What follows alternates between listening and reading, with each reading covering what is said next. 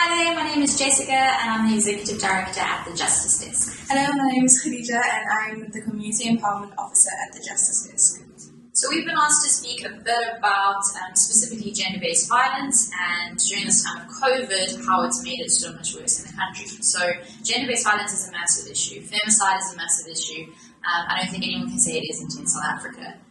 The amount of women who are abused, raped, murdered, it's just the most incredible rates in the world. So it's a major issue that civil society, the everyday people on the street, that they've been very vocal about. And government, over the past year or two, have really had to come forward and actually admit that this is an issue, but also make promises, which is that they promise to start addressing this. The systems that are already in place in relation to gender-based violence, they're there, but they're not working. And I think that's what we want to talk about first. Yeah, so one perfect example of that is if, for instance, you've been abused or raped or something and you are taken to the hospital, there is a specific form doctors need to fill in before you can open a case up at the police station, but the form is not available at the hospital. So you need to go to the police station, go and get the form, go back to the hospital to get the doctor to fill it in. Which, if you've been through a situation like that, you're not going to want to have to do all of that. You're already traumatized, you're scared, you're hurt, you just want everything to be over. You're told not to wash and everything. So imagine being in such a horrendous state. You've just been raped or something just horrible has happened to you. You're in shock. You're immediately thinking, I just need to get to a hospital. You take a taxi or a bus or you hitchhike to get to the hospital. They don't have the forms. You need to go to a police station, but there's no police station in your community, so you have to go to the next community to try to find a police station. You knock on the door, and maybe there are police officers there, maybe they aren't. And then from there, you try to go back to the police station, and it's such a long mission of a process.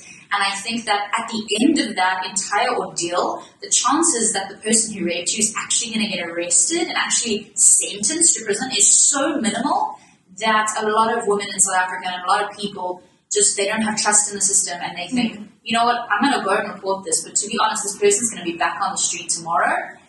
So what's the point? When COVID-19 hit South Africa, our president made a really bold, but in my opinion, incredible move in announcing that we would have a lockdown. But that didn't help the situation when it comes to gender-based violence in South Africa. But the problem is that, a lot of times women and children would go to school or go to work to escape from an abuser. But now that they're in lockdown, now that people aren't allowed to go to work, children aren't allowed to go to school, they were stuck at home with abusers 24/7. And if they tried to leave their home and they didn't have the correct permit during lockdown that gives them permission to be outside, these women and children were arrested and actually fined or thrown into prison because they were trying to get out of their homes during situations of gender-based violence or domestic abuse. So that was hugely problematic. And I think also a lot of homes do not have access to things like phones or social media, internet, to actually try and call someone to say, I need help.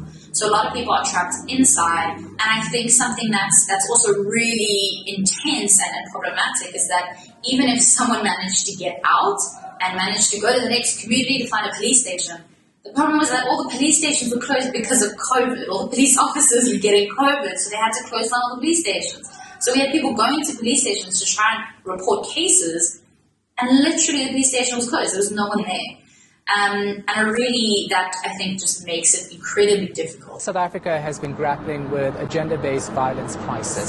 SAPS has been flooded with calls reporting a gender-based violence in homes. These are not new numbers we're seeing. A colleague of mine yesterday tweeted 3,950 women and children. Which 51% is women.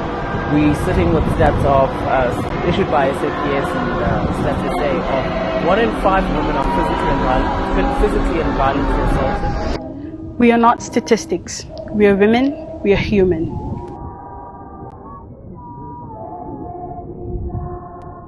But at the end of the day, we really hope that during this time we've learned as a country and we can look and see that our systems are just absolutely not working. They are not what we need, and we need to really seriously review them, not just during times of COVID, but always.